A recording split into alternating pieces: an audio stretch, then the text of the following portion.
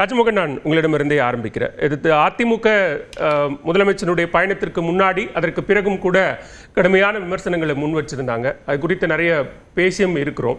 இப்ப இவ்வளவு கடுமையான வார்த்தை பிரயோகங்களோடு முதலமைச்சருடைய பயணத்தை விமர்சிப்பதற்கான பின்னணி என்ன? ஜனநாயக நாட்டில் யாரும் யாரையும் பார்க்கலாம், அது தவறு கிடையாது.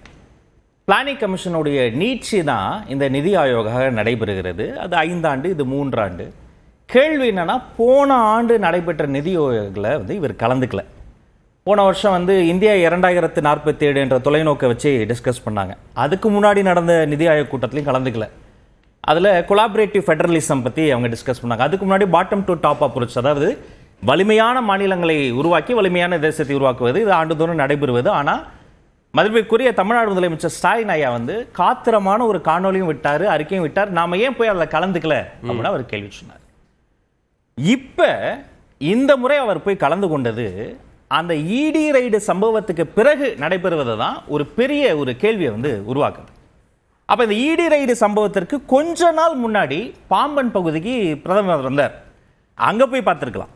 எத்தனையோ சந்தர்ப்பங்கள் இருந்தது, அப்பெல்லாம் போய் பார்த்திருக்கலாம். அப்பெல்லாம் போகாம குறிப்பா இந்த இடி ரைடு சம்பவத்துல அவருடைய அந்த ஒரு க்ளோஸ் ஃபேமிலி சர்க்கிள் உள்ளார, அந்த பெரிமீட்டர் உள்ளார ஒரு டேமேஜ் வருகிற போது இந்த நேரத்தில் போய் பார்ப்பது, தனியா சந்திக்கணும்னு 1 மணி நேரம் கேட்பது, இது ரெண்டுமே உள்ளங்கை நெல்லிக்கனி போல வெட்ட வெளிச்சமா தெரியுது. இடி ரைடு நடத்தப்பட்ட பிறகு நித்தி ஆயோக் கூட்டம் திட்டமிடப்பட்டதா அல்லது நித்தி ஆயோக் கூட்டம் திட்டமிட்ட பிறகு இடி ரைடு நடத்தப்பட்டதா? நித்தி ஆயோக் தான் முன்னாடி திட்டமிட்டாங்க. ஆனா இல்ல, நித்தி ஆயோக் தான் முன்னாடி திட்டமிட்டாங்க. அதுதான் வருஷம் நடக்குது, இன்னும் நடந்துகிட்டும் இருக்கும். காஷ்மீர்ல இருந்து கன்னியாகுமரி வரைக்கும் நடைபெற்ற இந்த இடி ரைடு, சென்ட்ரல் ஏஜென்சி பண்ண எல்லா நடவடிக்கையுமே பாத்தீங்கன்னா அவங்களும் ரொம்ப உத்தம புத்தரெல்லாம் கிடையாது. அதற்காக அவர்கள் நடவடிக்கை எடுத்துட்டாங்க. இவர்களும் ஒன்றும் இவங்க மீது முகாந்திரமே இல்லாமலும் கிடையாது. மிகப்பெரிய ஒரு ஸ்ட்ராங் கிரவுண்ட்ஸ் இருந்ததால தான் வேற எந்த கேஸையும் விட இது ரொம்ப பரபரப்பாக பேசப்படுகிறது. அடுத்த கட்டத்திற்கு வந்திருக்கிறது. மிக முக்கியமான மனிதர்கள் தலைமறைவா ஓடி இருக்கிறாங்க. அவங்கள 2 பேர் திரும்ப நாடு திரும்பிட்டாங்கன்றாங்க. ஒருத்தர் இந்த வாரத்தில் வரப்போறாருன்றாங்க. இது ஒரு இடி கேஸா இருக்குமா அல்லது இதுல வேற ஏதாவது சப்ஸ்டன்ஸ் அபியூஸ் இருக்கா பாப்பான்றாங்க. ட்ரக் ஆக்ட் எல்லாம் வந்துருச்சுன்னா பிரசிடென்ட் ஆஃப் இந்தியால கூட எதுவுமே பண்ண முடியாது. இவ்வளவு முகாந்த இது ஒரு டிப் ஆஃப் ஐஸ்பர்க் தான்.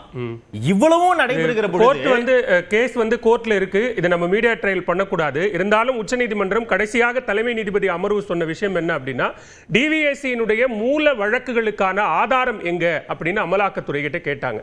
அடுத்த முறை ஜூலை மாதம் இயரிங்க்கு வரும்போது அந்த ஆதாரங்களை கொண்டு வாங்க அப்படின்னு கேட்டிருக்கிறாங்க. அப்படி இருக்கக்கூடிய சூழல்ல இதெல்லாம் காரணங்கள், இதெல்லாம் இந்த வழக்கில் தொடர்புடைய விஷயங்கள் அப்படின்னு நம்ம பேசுவது நீதிமன்றத்தினுடைய கருத்துக்கு எதிரானதா இல்லை? அவங்க சொல்லட்டும். அந்த முகாந்திரத்துடைய அந்த ஸ்கோப்பை மட்டும் தான் நான் சொல்றேன். ஆதாரங்களை அவங்க சமர்ப்பிக்கட்டும், இல்ல அவங்க சமர்ப்பிக்காம போகட்டும், இத கோர்ட் முடிவு பண்ணட்டும். நான் சொல்றது என்னன்னா, இந்த டைமிங், இந்த நேரத்தில் போய் சந்திக்க வேண்டியது, அதுவும் தனியா 1 மணி நேரம் கேட்க வேண்டிய தேவை என்ன? அந்த 1 மணி நேரம் அந்த தனியா என்ன? தமிழ்நாட்டுக்கான நிறைய கோரிக்கைகள் இருக்கு. அந்த கோரிக்கைகளை சொல்றாங்க. கல்வி நிதி உட்பட பல்வேறு விஷயங்கள். கோவை மதுரையில மெட்ரோ அப்படியே தானே இருந்தது. இந்த பொருத்தப்பாடு போன வருஷத்துக்கு பொருந்தும்ல. போன வருஷம் போகல, அதுக்கு முந்தின வருஷம் போகல, எந்த வருஷமும் போகல, இந்த வருஷமே போறாங்க. அப்ப இந்த பொருத்தப்பாடு என்ன ஆச்சு? இப்போ ஒருத்தர் நேத்திக்கு விரதம் இருக்கிறாரு, நேத்திக்கு விரதம் முடிஞ்சிருச்சு, இன்னைக்கு சாப்பிடலாமா? நேத்திக்கு விரதம் இருந்த உடனே இன்னைக்கு சாப்பிடாம இருக்கணுமா? சார், விரதம் எல்லாம் ஒரு எக்ஸாம்பிளா சார்? இல்ல கேக்குறேன். வேற ஒரு கடந்த ஆண்டு நித்தி ஆயோக் கூட்டத்தில் பங்கேற்காததற்கு சில காரணங்கள் இருந்தது. நிதி உரிமைகள் தொடர்பாக உச்சநீதிமன்றத்துக்கு போறாங்க, வழக்கு தொடர்றாங்க. நீதிமன்றம் என்ன சொல்லுதுன்னா, உங்களுக்கு என்னென்னலாம் வாய்ப்புகள் இருக்கோ அதெல்லாம் முயற்சி பண்ணி பார்த்துட்டு வாங்க அப்படின்னு சொல்லும்போது அந்த அடிப்படையிலான ஒரு வாய்ப்பாக நாங்க நித்தி ஆயோக பார்க்கிறோம் அப்படின்னு முதலமைச்சர் சொல்றாரு. சார், அங்க போனதுல இருந்து இவர் பாராட்டு உரை வாசிச்சதுல இருந்து மோடியுடைய தொலைநோக்கு பார்வை பாராட்டத்தக்கதுன்னு சொன்னதுல இருந்து 1 மணி நேரம் சிஎம் ஆபீஸ்ல இருந்து அபிஷியலா கேட்டது வரைக்கும் இது எதுவுமே விரதத்துல வராது. இது வேற ஒரு கழகத்தை முடிப்பதற்காக சரண்டர் ஆவறதுல தான் வரும். இது எல்லாருக்கும் வெட்ட வெளிச்சமா தெரியும். இதுல நாம அது அவருடைய தனிநபர் முடிவா இருக்கலாம், அது அவருடைய எண்ணமா இருக்கலாம். ஆனா அவர் எது பண்ணாலும் அதுக்கு முட்டு கொடுத்துட்டு அது அப்படி இல்ல, இது இப்படி இல்லன்ட்டு ஏன் இவ்வளவு பதட்டம்?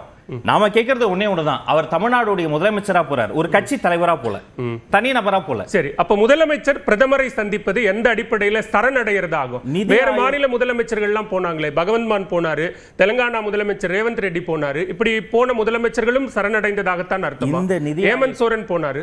பதில் சொல்லிடுறேன். இந்த நிதி ஆயோக் கூட்டத்துல இண்டி கூட்டணியில் இல்லாம வெளியிலிருந்து வந்த 3 முதலமைச்சர்களுக்கும் இதே இடி நெருக்கடி இருக்கு. ஆங்கில ஊடகங்கள் இதை எடுத்து அழகா கட்டுரை எழுதியிருக்கிறாங்க. ஏன் பினராயி விஜயன் போல, ஏன் மம்தா பானர்ஜி போல, ஏன் இவரு போனாரு, அந்த 3 பேருக்கும் இடி நெருக்கடி. இந்த 4 பக்க அறிக்கையில அந்த மாதிரி எதுவுமே சொல்லவே இல்லையே. அந்த முதலமைச்சர்கள்லாம் போனாங்க அப்படிங்கிற தகவல் தெரியலையா இல்ல சொல்லலையா, குறிப்பிடலையா? அந்த அறிக்கையில ரொம்ப தெளிவா சொல்லியிருக்கிறோம். கூட்டணி கட்சியில இருக்கக்கூடிய நிதிஷ்குமார் போகல, அதுக்கு அவர் ரீசன் சொல்றாரு. சித்தராமையா போல, அவங்களாம் ஒரு ரீசன் சொல்றாங்க. இவர் வலிந்து அங்க போனது, அங்க அமர்ந்தது, அங்க பேசினது எல்லாமே புதுசா இருக்கு. இது கிடையாது எம்கேஎஸ். இத்தனை 4 வருஷமா நாங்க பாத்துட்டு இருக்கோம். தொட்டுப்பார் சீண்டிப்பார் பேசியவர். முதல் முறை போகும்போது ஒரு கூட்டத்துக்கு போகும்போது அது புதுசா தானே தெரியும். முதலமைச்சர் கூட்டத்தை புறக்கணிக்கிறார் அப்படின்னா தமிழ்நாட்டினுடைய உரிமைகளை புறக்கணிச்சார். நிதி ஆயோக் எங்க வெற்றி தலைவர் அறிக்கை விட்டா அறிக்கையை மட்டும் தான் விடுவார். அறிக்கை விடலனா பாத்தீங்களா, அறிக்கை விடவே மாட்டேன்றீங்க அப்படிம்பாங்க. மாத்தி மாத்தி பேசுறது. இவரு தொட்டுப்பார் சீண்டிப்பார் வந்து ஒரு விடுபடல் ஒன்னு இருக்கு அப்படின்னா அது திட்டமிட்டு விடுபட்டதா அல்லது தற்செயலா விடுபட்டதா அப்படின்னு கேள்வி. அது திட்டமிடலும் தற்செயலும் கிடையாது. அதோடைய நோக்கம் தெளிவா இருக்கு. அதோடைய தாக்கத்தை ரொம்ப தெளிவா சொல்லிட்டோம். இவரு போய் தன்னுடைய ஃபேமிலிக்கு ஒரு ப்ராப்ளம் டோன இது வெள்ளைக்குடி காட்டினதுதான்.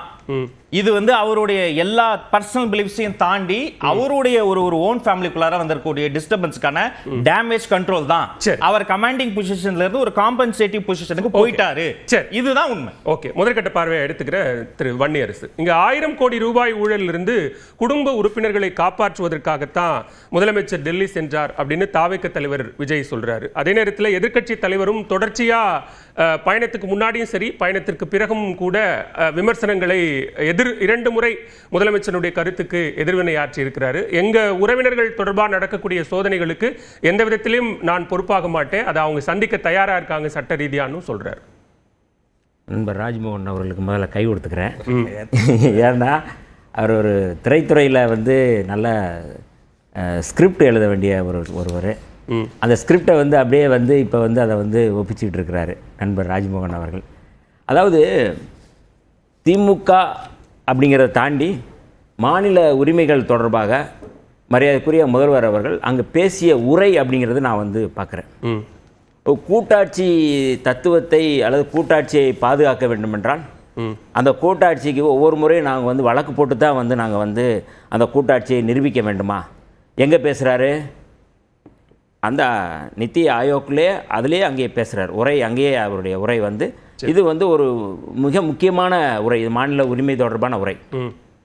இந்த மரியாதைக்குரிய விஜய் அவர்களுடைய அறிக்கையில் அது அப்படியே பாஜக தயாரித்து கொடுத்த அறிக்கை தான் நான் வந்து பார்க்குறேன்.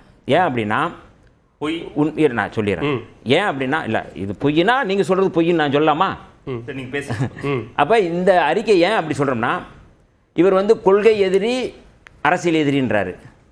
அரசியல் எதிரி வந்து பேரறிஞர் அண்ணாவுடைய கூற்றுப்படி